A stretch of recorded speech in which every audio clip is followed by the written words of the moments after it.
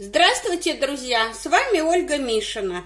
Давайте сошьем вот такого забавного бычка, символ 2021 года.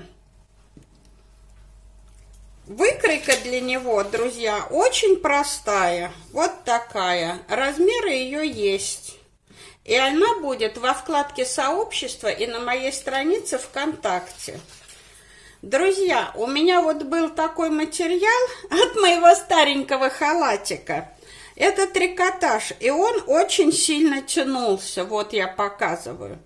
Поэтому мне пришлось вот эти детальки вырезать 4 штуки. 2 детальки вот из этого материала, а 2 из ситца, как бы подложка, чтобы подложить под этот тянущийся трикотаж, чтобы не тянулось. А вы шейте из обычного материала, из ситца, из сатина, из джинсы, да из любого материала, который не тянется.